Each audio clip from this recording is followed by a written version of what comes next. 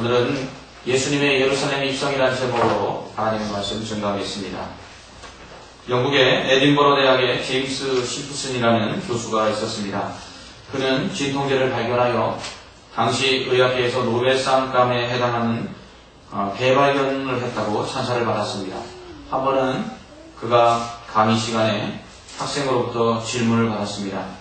선생님 생애에 가장 뜻깊은 소중한 발견이 있다면 그것은 어떤 것입니까?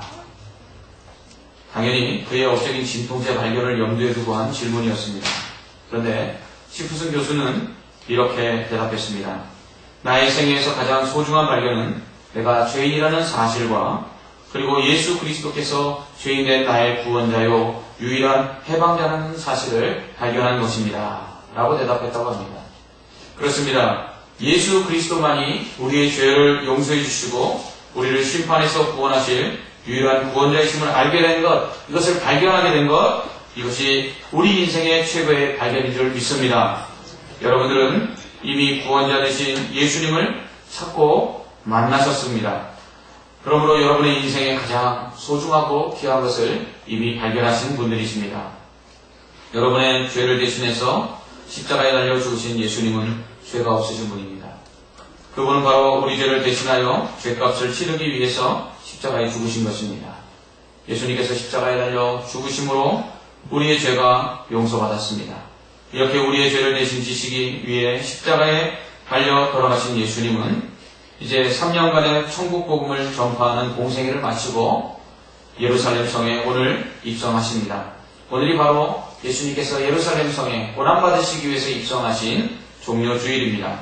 왜 종료주일이라고 하냐면 예수님께서 예루살렘 성에 입성할 때에 백성들이 예수님을 환영하며 맞이했는데 그때 그들이 종려나무, 곧 야자나무의 가지를 꺾어서 그 길에 펼쳐둠으로 우리가 종료주일이라고 하는 것입니다. 전통적으로 교회력에 따르면 4월 셋째 주일이 종료주일이고 그 다음 한 주간이 고난주간이고 고난주간이 끝나는 주일이 바로 부활주일입니다. 그래서 오늘이 종료주일이고 그리고 오늘 이후로 내일서부터가 한 주간 동안 고난주간이며 그리고 고난주간이 끝나는 날 다음 주일이 부활주일인 것입니다. 예수님께서는 금요일, 이번 주 금요일, 곧 성금요일에 십자가에 달려 죽으셨습니다. 오늘은 예수님께서 십자가에 달려 돌아가시기 위해 예루살렘 성에 입성하시는 장면을 통해서 예수님이 어떠한 죽음을 주셨고 또 예수님이 어떠한 분인지 우리가 함께 말씀을 생각하기를 원합니다.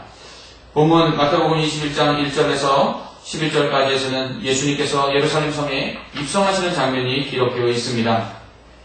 이제 자신이 고난받고 십자가에 달려 죽음으로써 모든 인류의 죄를 대속하실 때가 되었음을 아신 예수님은 예루살렘 성으로 향해 나아가십니다.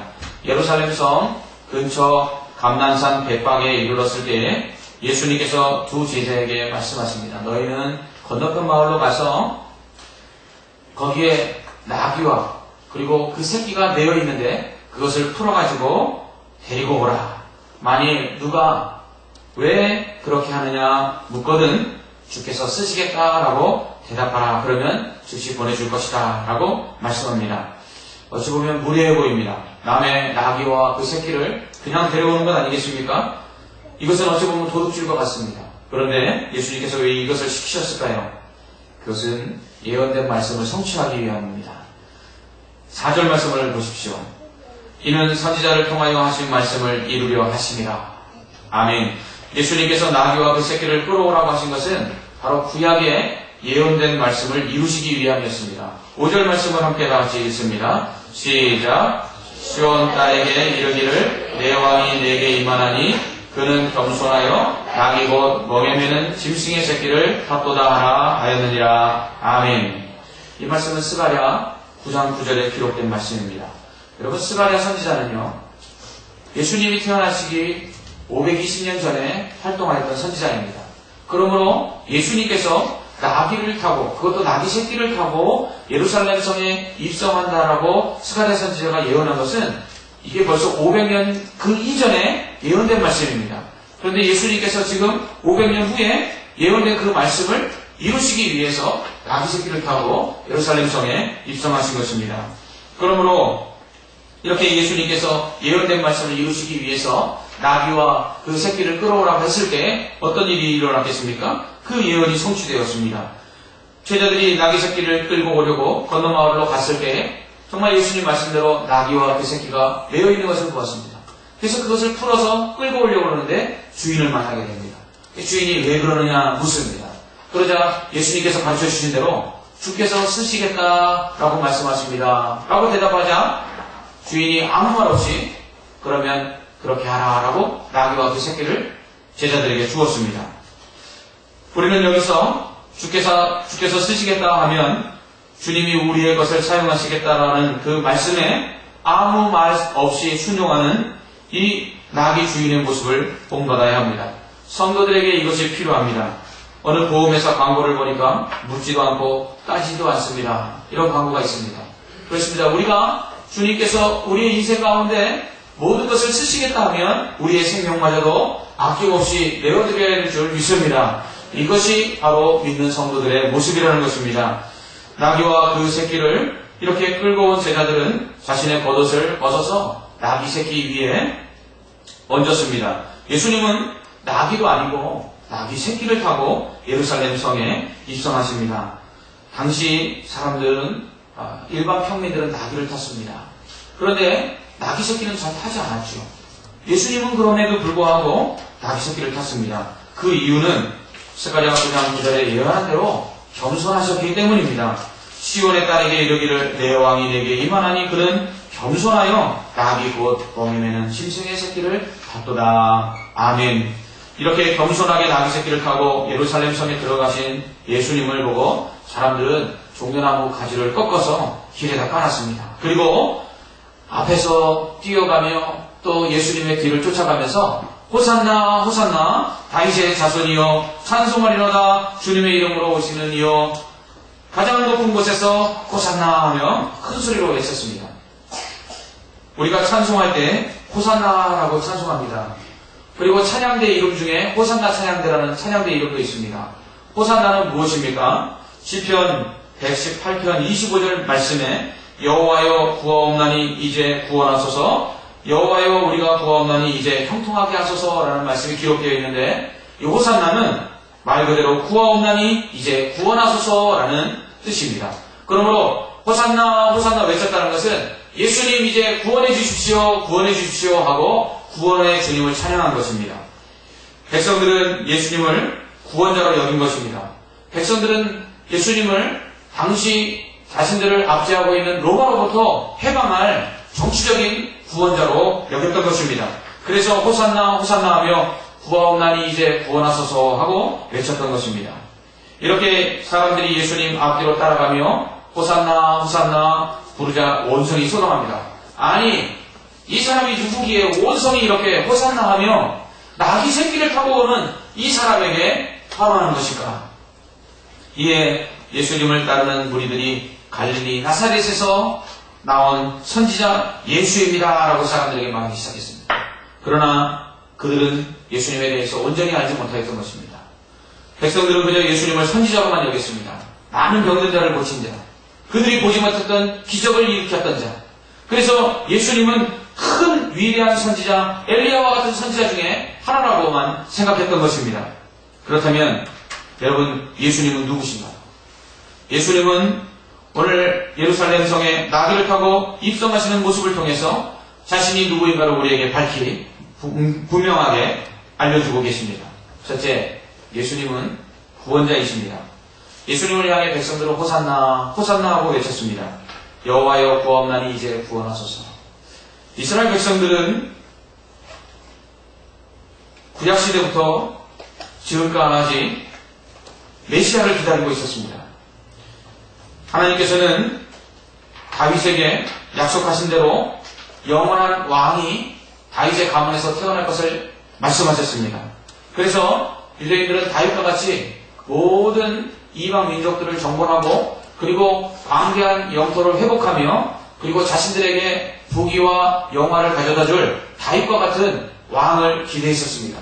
그러나 번번이 그들은 로마의 압제 또 바벨론의 압제 등 식민지 생활만을 수백 년 동안 하고 있었습니다. 그러다 보니까 유일하게 그들이 바라는 것은 해방자를 바랄 수밖에 없었습니다. 그래서 그들이 기대한 것은 무엇이냐면 바로 예수 그리스도가 죄에서 구원할 자가 아니라 바로 로마의 압제로부터 자신들을 식민지 백성에서 구원할 정치적인 구원자로만 여겼던 것입니다.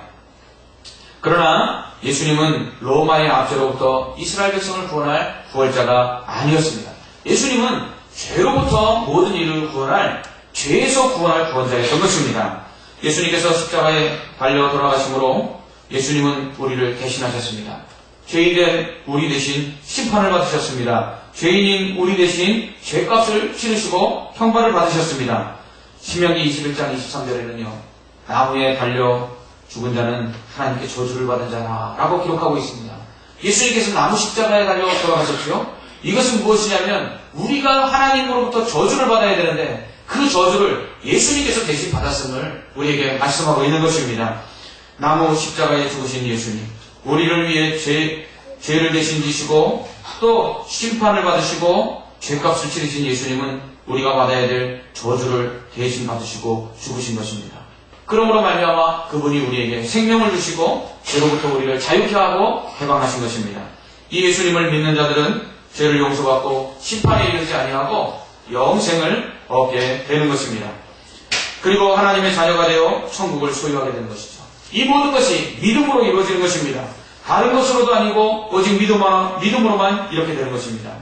이처럼 예수를 믿는 자에게 구원을 주시는 예수님만이 유일한 구원자입니다. 사도행전 4장 12절은 이렇게 말씀합니다. 다른 이로서는 구원을 받을 수 없나니 천하 사람 중에 구원을 받을 만한 다른 이름을 우리에게 주신 일이 없음이라 하셨더라. 아멘. 오직 예수님만이 우리의 구원자이십니다. 다른 이름은 구원을 줄 수가 없습니다. 예수 그리스도를 믿어야만 구원을 받는 것입니다. 둘째로 예수님은 왕이십니다. 5절 말씀을 보면 시온의 딸에게 이르기를 내 왕이 내게 임하나니라고 기록하고 있습니다. 그렇습니다. 스가랴 선지자가 예언한 대로 예수님은 왕으로서 예루살렘 성에 입성하신 것입니다. 예수님은 다윗의 자손이었습니다. 하나님의 성전을 짓겠다고 하나님께 기도하는 다윗에게 너는 전쟁에서 많은 피를 흘렸기 때문에 성전을 지을 수 없다고 하나님은 말씀하셨습니다. 그러나 그가 성전을 지으려는 그 마음을 기쁘게 보신 하나님은 그에게 축복의 약속을 하시죠. 너는 내 집을 세우려고 했는데 대신 내가 내 집을 세워주리라. 그러면서 예수님께서는 다윗의 집을 세우셨습니다. 어떻게요? 다윗의 집안에서 이스라엘의 왕위가 끊어지지 않게 하셨습니다. 그리고 영원한 왕이 다윗의 가문에서 태어나게 하실 것을 약속하셨습니다. 그분이 바로 예수님입니다. 그래서 마태복음 1장에 나와 있는 족보를 보면 아브라함의 자손, 다윗의 자손, 예수의 족보가 기록되어 있는 것입니다. 예수님은 하나님이십니다.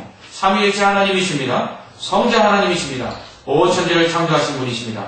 그리고 하나님 보좌 우편에서 온 세상을 다스리는 왕이십니다. 그 왕이 다윗에게 약속한 대로 영원한 왕으로 이 땅에 오신 것입니다. 그 왕으로서 예루살렘 성에 예수님께서 입성하신 것이죠. 예루살렘은 이스라엘의 수도였습니다. 하나님의 성전이 있는 이 예루살렘 성에 입성하심을 통해서 예수님은 바로 하늘의 왕이심을 보여주신 것입니다. 이것이 중요합니다. 예수님께서 왕이심을 나타내기 위해서 예루살렘 성에 입성하셨는데 그것은 단순히 이스라엘 왕이 아니라 성전이 있는 그 하나님의 집이 있는 하나님의 전이 있는 하나님의 궁궐이 있는 예루살렘 성에 입성함으로 말미암아 온 우주의 왕이심을 보여주신 것입니다. 여러분, 죄가 세상에 들어온 이후에 세상에는 또 다른 왕이 등장합니다. 그것은 바로 사탄입니다. 사탄이 죄와 사망으로 이 땅 위에서 왕노릇하고 있습니다. 그래서 사람들이 죄를 범하지 않으려고 해도 사탄이 사람들을 죄짓게 하고요. 그리고 그 죄로 말미암아 사람들이 사망에 이르게 되었습니다. 그래서 사람들은 죄 가운데 두려워하며 심판에 떨고 그리고 또한 사망의 두려움 속에 살게 되었습니다. 사탄이 이처럼 죄와 사망으로 왕노릇하는 것입니다. 그런데 하나님께서 이것을 더 이상 두고 보실 수가 없습니다. 사탄이 죄와 사망으로 사람들을 종노릇하게 할 때 사람들에게 주어지는 것은 고통밖에 없었습니다. 그래서 이 죄를 용서해 주시고 이 사망을 해결해 주시기 위해서 바로 새로운 왕이 이 땅에 오신 것입니다. 그래서 예수님께서는 이 땅에 오셔서 죄를 용서해 주셨고요. 그리고 죄로 말미암아 이 땅에 생겨난 모든 고통들, 심지어 질병과 죽음마저도 다 고치시고 살게 하신 것입니다. 이로써 하나님만이 유일하신 왕이요 사탄이 그 하나님의 나라에 이길 수 없음을, 왕이신 예수님 앞에 패배할 수 없음을 보여주신 것입니다. 왕은 백성을 구원하는 자입니다. 왕은 적으로부터 백성을 구원하는 자입니다. 예수님은 왕으로서 원수인 사탄으로부터 우리를 구원해 주셨습니다. 그리고 우리를 보호해 주십니다. 이것이 바로 왕이신 예수님이 예루살렘 성에 입성하신 이유였습니다. 셋째로 예수님은 겸손한 왕이십니다. 그는 겸손하여 나귀 곧 멍에 매는 짐승의 새끼를 탔습니다. 나귀는 일반 사람들, 평민들이 타는 교통수단이었습니다. 그보다 신분이 높은 사람들은요, 말을 탔습니다. 말이나 병거를 탔습니다. 그런데 예수님은 왕이셨잖아요. 그럼 당연히 말이나 병거를 타시는 게 합당했습니다. 그럼에도 불구하고 예수님이 나귀를 타셨습니다. 그것도 일반 사람들이 타지 아니하는 나귀 새끼를 타셨습니다. 이것은 예수님이 겸손하셨기 때문입니다. 빌립보서 2장 1절에서 8절 말씀을 보면 바울은 그리스도의 마음을 본받으라 라고 말씀합니다. 예수님의 마음을 본받으라는 거죠. 이 예수님의 마음은 어떤 마음입니까? 예수님의 마음은 겸손한 마음입니다. 여러분, 겸손이라는 것은 나보다 남을 낮게 여기는 것이라고 바울은 말하고 있습니다. 예수님이 겸손하셨다는 것은요, 우리를 예수님 자신보다 더 낮게 여겼다는 것입니다. 생각해 보십시오. 왕이신 그 예수님께서 우리를 자신보다 귀하게 여기고 우리를 자신보다 낮게 여기지 않았다면 이 땅에 오실 이유가 없었습니다. 무엇 때문에 하찮은 피조물인 우리 때문에 이 땅에 오셔서 십자가를 지시고 죽으셨겠습니까? 우리를 예수님 자신보다 훨씬 더 귀하게 여기셨다는 것입니다. 예수님은 우리 앞에서 겸손해지셨습니다. 그래서 예수님은 우리와 같은 연약하고 그리고 죄로 말미암아 심판받을 자들을 위해서 이 땅에 낮고 천한 인간의 모습으로 오셔서 우리를 대신해서 십자가에서 죽으신 것입니다. 그러므로 예수님이 만약 자신을 겸손하게 낮추지 않았다면 우리는 구원을 얻을 수가 없었습니다. 낮고 천한 인간의 그 연약함 가운데 예수님 오셔서 겸손하게 낮아지셔서 예수님께서는 우리를 구원하시기 위해서 십자가에 달려 돌아가셨다는 것입니다. 또한 이렇게 낮고 천한 인간의 모습으로 오신 예수님은 겸손히 사람들을 섬기셨습니다. 대제사장과 유대인들이 보낸 사람들에게 잡히시기 전날 예수님은 제자들과 식사하신 후에 물을 떠워서 제자들의 발을 씻겨주셨습니다. 그리고서는 내가 주와 또는 선생이래요 너희 발을 씻었으니 너희도 서로 발을 씻어주는 것이 옳으니라 하고 말씀하셨습니다. 예수님은 겸손하여서 종들이 씻기는 발을 예수님이 스스로 씻겨주셨습니다. 종들 중에서도 제일 나이 어리고 제일 천한 종이 손님의 그 발을 씻기게 되었는데 예수님께서는 선생과 주님으로서 제자들의 발을 씻겨주셨습니다. 그리고서는 예수님은 제자들에게 너희도 이와 같이 겸손하게 살라 섬기라라고 말씀하셨습니다. 예수님은 겸손하여서 종들이 하는 일을 하셨습니다. 또한 예수님은 겸손하여 사람들의 환호에 현혹되지 않으셨습니다. 여러분, 수많은 사람들이 여러분을 만약에 환호한다면 여러분 어떻겠습니까? 저도 사람인지라 사람들이 제 칭찬을 하고 그리고 저에 대하여 호감을 나타내면 저도 마음이 우쭐해지는 것이 사실입니다.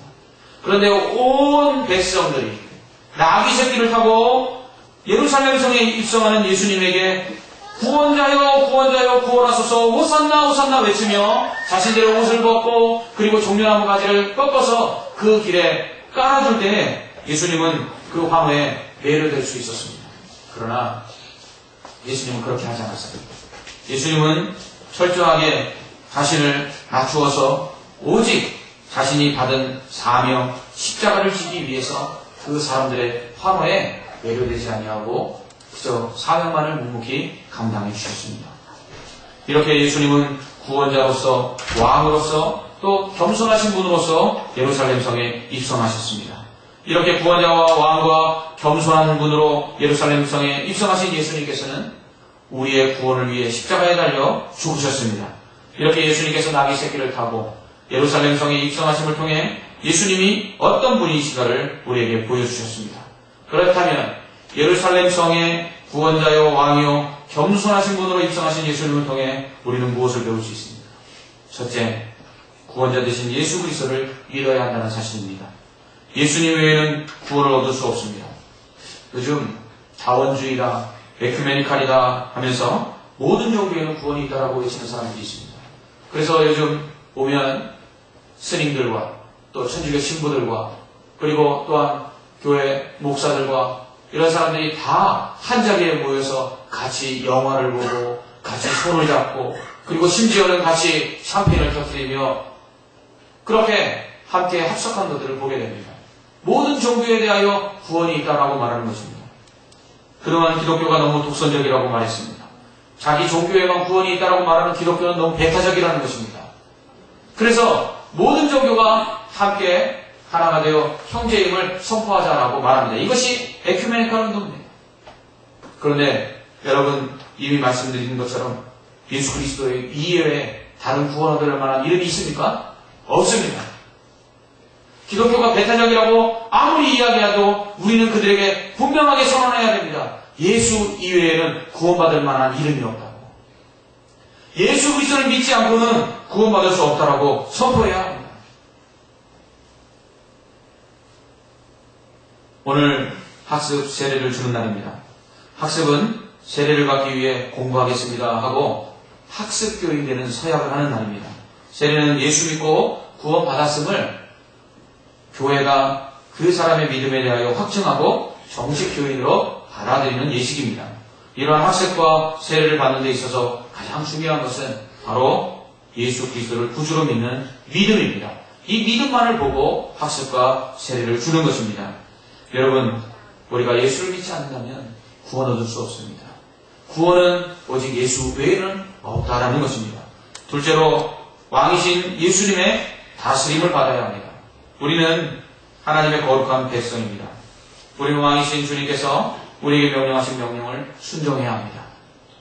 예수님의 가르침을 따라 살아야 하며 예수님의 명령을 지켜 행해야 합니다. 말씀대로 살라는 것입니다. 어떠한 경우에도 하나님의 백성은 하나님의 말씀대로 순종해야 합니다. 손해가 나도 말입니다. 말씀에 순종함으로 고통을 당한다 할지라도 순종해야 합니다. 제가 앞서 말씀드린 것처럼 나귀 주인이 주께서 쓰시겠다 하니까 어떻게 했습니까? 그냥 그 나귀를 제자들의 손에 맡겨서 주님께 드렸습니다. 이것입니다. 그분이 왕이시기 때문에 그 나귀에 대한 소유권은 나귀 주인에게 있는 것이 아니라 누구에게 있는 것입니까? 왕에게 있는 것입니다. 그렇습니다. 우리가 이 땅을 살아가는 동안에 우리에게 주신 모든 것들이 누구의 것입니까? 그것은 우리의 것이 아니라는 것입니다. 사람들은 착각하고 삽니다. 내게 주신 재산, 내게 주신 건강, 내게 주신 모든 것들, 그것이 바로 내 것이라고 이야기합니다. 아닙니다. 성경은 그것에 대해서 이렇게 이야기합니다. 그것은 하나님 것이라고. 심지어는 너희도 나의 소유다라고 하나님 말씀하고 있습니다. 그렇다면 하나님이 주신 것들은 무엇입니까? 잠시 맡기신 것입니다. 그러므로 주인이 쓰겠다고 하면 어떻게 해야 합니까? 돌려드려야 되는 것입니다. 하나님께 왕이심을 인정한다면, 예수님께서 이 땅에 왕으로 오신 것을 인정한다면 우리는 그분께서 원하시는 대로 모든 말씀에 순종해야 될 줄 믿습니다. 특별히 하나님의 백성들이 순종해야 될 두 가지 명령과 사명이 있습니다. 하나는 사랑하라는 명령입니다. 그리고 하나는 복음을 전하라는 사명입니다. 이 둘은 또한 하나입니다. 하나님을 사랑하는 자는 사람을 사랑합니다. 사람을 사랑하는 자가 심판받아 멸망으로 향하고 있는 지옥 백성들을 긍휼히 여기지 않고 복음을 전하지 않을 수 없다는 것입니다. 그러므로 우리가 하나님의 명령에 순종하고 왕이신 하나님께 순종한다면 우리는 서로 사랑해야 합니다. 그리고 또한 나아가서 복음을 전해야 합니다. 여러분 6월 12일 새생명 축제일입니다. 불신 부모님, 불신 형제, 불신 가족들, 불신 친구와 이웃들 여러분 사랑하십니까? 여러분 정말 여러분을 낳아주신 부모님들이 아직 예수를 믿지 못하는 것에 대해서 정말 안타까운 마음을 가지고 그분들이 천국 가야 된다는 그런 간절한 소망들이 있으십니까? 우리가 하나님의 백성으로서 하나님의 명령에 순종하여 하나님을 사랑하고 이웃을 사랑한다고 했을 때 특별히 믿지 않는 자들에 대한 긍휼의 마음을 갖고 저들에게 복음을 전하는 일부터 감당해야 될 줄 믿습니다. 이것이 왕께서 우리에게 부탁하신 큰 사명이라는 것입니다. 마지막으로 예수님께서 우리도 겸손하게 섬기는 삶을 살아야 한다고 말씀하고 있습니다. 예수님은 분명 제자들의 발을 씻기시면서 내가 주와 선생으로 너희 발을 씻긴 것처럼 너희도 서로 섬기는 자가 되라 이렇게 말씀합니다. 예수 믿고 하나님의 백성이 된 사람들은 섬김의 삶을 살아야 합니다. 예수님은 제자들의 발을 씻기시면서 너희도 섬기는 사람이 되라. 곧 예수님의 제자는 섬기는 사람이다 라고 가르치셨습니다. 예수님은 섬김을 받기보다 섬기라고 말씀하십니다. 바울은 우리에게 그리스도의 마음을 본받으라고 이야기하는데 이것은 섬기는 것입니다. 남을 나보다 낮게 여기고요. 그리고 내가 그 사람을 밑에서 낮춰줌으로 그 사람을 높이는 것, 이것이 겸손이라는 것입니다. 여러분, 인간이 범죄하고 그리고 지옥에 가게 된 것도 겸손하지 않고 교만하기 때문이었습니다. 아담과 하와가 선악과를 따먹은 이유가 무엇입니까? 하나님처럼 되려고 했기 때문에 그렇습니다. 자신들을 창조한 하나님처럼 교만해지기 위해서 선악과를 따먹었다가 결국은 그들이 심판을 받아 죽게 된 것입니다. 홍수 심판 이후에 바벨탑을 쌓았던 사람들도 역시 교만해서입니다. 그들은 바벨탑을 쌓으면서 뭐라고 이야기합니까? 성과 대를 쌓아 우리의 이름을 내자라고 말했습니다. 여러분 잠언 16장 18절에 이렇게 말합니다.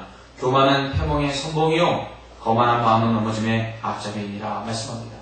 여러분 예수 믿는 자로서 여러분 겸손하십니까? 여러분 교만하면 망합니다. 교만하다가 죄 짓습니다. 겸손해야 합니다. 겸손해야 예수님의 마음을 품은 자입니다. 겸손해야 섬길 수 있습니다. 겸손해야 하나님을 기쁘시게 할 수 있습니다. 그러면 하나님께서는요 겸손한 자를 높여주십니다. 하나님은요 교만한 자를 낮추시지만 겸손한 자는 반대로 높여주십니다. 겸손한 대통령 아브라함 링컨에 대한 이러한 일화가 있습니다. 어느 날 링컨은 백악관에서 구두를 닦고 있었습니다. 이때 그 옆을 지나가던 대통령의 비서는 구두를 닦는 사람이 대통령임을 발견하고는 대단히 당황했습니다. 카카, 이게 무슨 일입니까? 그러자 링컨은 무슨 일이라니 하며 태연스럽게 계속해서 구두를 닦았습니다. 그러자 비서는 한 나라의 대통령께서 직접 구두를 닦으시다니요. 이건 말이 안 됩니다. 이렇게 이야기했습니다. 그러자 링컨은 웃으며 이것 보게 자기의 구두를 자기가 닦아시는 것이 무엇이 이상한 말인가. 구두를 닦는 일은 천한 일도 아니고 구두 닦는 일을 천한 일로 생각한다면 자네의 생각이 잘못된 것이세요. 대통령도 하나님 앞에서 그저 똑같이 사랑받는 자녀일 뿐이라네. 이렇게 말했습니다. 그렇습니다. 우리가 겸손해야 될 이유는 높임을 받으실 분은 하나님밖에 없기 때문에 그렇습니다. 우리가 겸손해야 될 이유는 높임을 받으시게 합당하신 주님께서 우리를 위해서 겸손을 보여주시고 우리에게 겸손하라고 명령하셨기 때문입니다. 여러분, 예수님 오늘 예루살렘 성에 입성하심으로 우리의 구원자가 되셨습니다. 그래서 그분을 믿는 자들에게 구원을 주셨습니다. 예수님은 겸손하게 나귀 새끼를 타고 예루살렘 성에 입성하심으로 우리의 구원을 이루셨고 우리가 어떠한 삶을 살아야 될지 예수님의 제자로서 어떠한 삶을 살아야 될지 보여주셨습니다. 곧 겸손하게 살라라고 섬기라고 우리에게 말씀하십니다. 또한 예수님은 왕으로 예루살렘 성에 입성하셨습니다. 온 우주의 왕으로 예루살렘 성에 입성하신 그 예수님은 우리를 구원하시고 우리를 보호하시고 그리고 악한 사단의 나라를 무너뜨리고 승리하신 왕이십니다.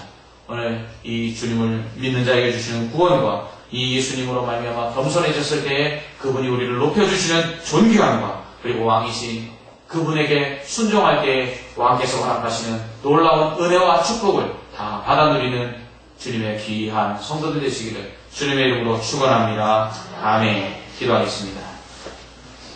참 좋으신 하나님 은혜와 사랑에 감사합니다.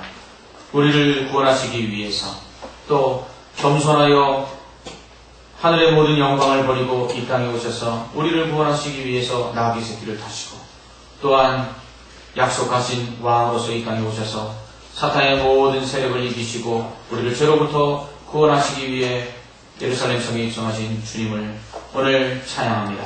그 주님의 그 구원과 그 겸손과 그리고 그 왕되심을 인정하며 주님 앞에서 우리도 구원받은 자로서 기뻐하며 주님을 따라 겸손하게 살며, 그리고 주님이 왕으로서 우리에게 말씀하시는 그 명령에 순종하는 주의 거룩한 백성들 되게 하여 주시옵소서. 예수님 이름으로 간절히 기도합나이다. 아멘.